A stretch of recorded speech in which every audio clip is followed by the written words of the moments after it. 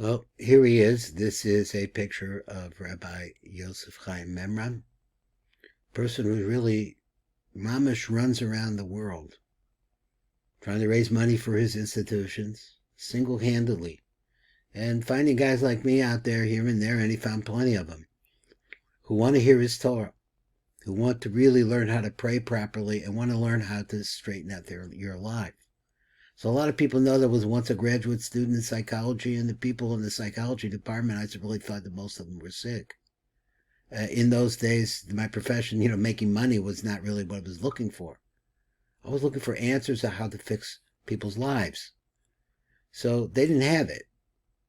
So coming over here, though, now, you got a completely different situation. Rabbi Yosef Chaim Memran is a person that's come up with tremendous Kabbalistic ideas, which are ancient ideas, really old ones. Let's come over here, and he's going to summarize in this little piece of Torah some really important stuff. So let me get this. There we go. So he has a piece here which he calls outsmarting the emotional ego. Now we understand that we're living in a world where things are coming after us all the time. It's a world of constant changes. The main thing is to find a way to connect to that which does not change. The most important part of life, Rabbi Mimran writes, is to be in a state of dveikus. As it states, you are attached to Hashem, your God. This is from the Reshus Chachma, Shar Tshuva. Now, let's go look and see. I don't know if I had that really in a good place, but let's read it again one more time. The most important point of life is to be in a state of dveikus. As it states, you are attached to Hashem, your God. Now, let's see what Rabbi Mimran says, because now he's going to summarize what we learned up to this point. He says, how can we make sure that we do not fall victim to the emotional ego? And all of us are victims of this. So he says, let us summarize the process. Focus your attention on the negative feeling inside of you. So in other words, just zero in on the fact that these are feelings that are going on inside of yourself. Number 2, recognize that this feeling is the emotional ego.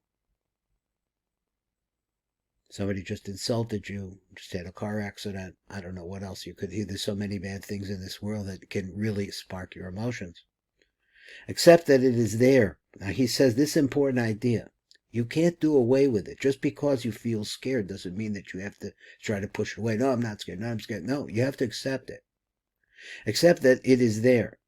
Accept it without thinking about it, without allowing the feeling to turn into thinking, without judging or analyzing. Now that's a goal, man. That is a goal. To get to a place where the feelings that you have, which could be really, really strong, that you could just look at them. Remain an objective observer. Don't allow the emotional ego to become your identity. The man who's been victimized, the person going to take revenge. I'll get back at you. All of that circular thinking that keeps going around and around, which is based on the defensive posture of the emotional ego. Stay focused and to continue to be the observer of what, let's turn the page, what is happening inside of you. Now, what's happening inside of you may be really, really causing you to want to be angry, to be frightened, to strike out, all different kinds of things. He's asking you to watch this. He says, become aware not only of the emotional pain, but also of the one who observes, you, the silent watcher. After a short while, you will no longer feel the pain. In fact, you will begin to feel a beautiful tranquility, which will become your dominant state.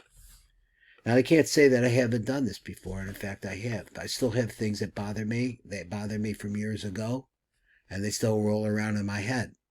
He's asking me to look at them. That's all he asked me to do. Look at them And also, it's a thing that they say about the astrological sign of Aquarius. Aquarius has the ability, it's an air sign. So it has the ability to be able to look. The Aquarian could look at himself from a distance as if he's up in the sky, looking down on himself. Of course, that's what it says in one place, but it's true of everybody. It's possible for us to look at ourselves from a distance. That takes some training. Feel a beautiful tranquility. And when you can do that, even in the midst of this tremendous difficulty which you're facing, you'll be able to defend yourself. Or what's the right word? That's not the right word. Let me read his words again. After a short while, you will no longer feel the pain. In fact, you will begin to feel a beautiful tranquility, which will become your dominant state.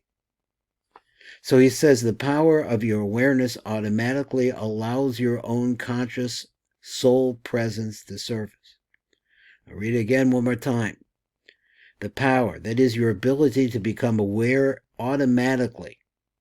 You become aware of your thoughts, aware of your feelings. They're separate from you.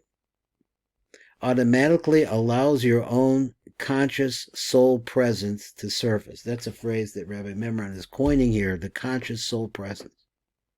If you are able to stay alert and present, which is not easy necessarily, and simply watch whatever you feel within.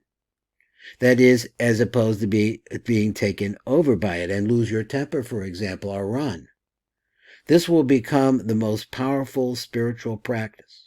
And that's the point that he wants to make. This is not something that you turn on and turn off. This is something that needs continual practice. And you will have opened the door to the possibility of a rapid transformation of all past pain into peace and tranquility. The last blurb, the power of your awareness automatically allows your own conscious soul presence to surface. Has to be worked on. This is Baruch Fleischman at the Tikkun Elevator Kollel, saying this shir also on Rabbi Mimran's Dvekas channel.